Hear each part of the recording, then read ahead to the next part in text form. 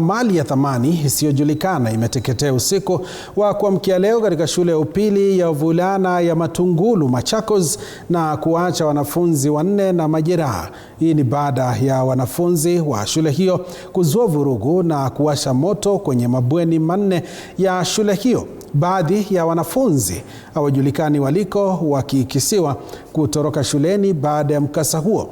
Taarifa za ndani zinaarifu kuwa huenda wanafunzi hao walikuwa wanaogopa mtihani wa majaribio ambao ulipangwa kuanza leo Jumatatu.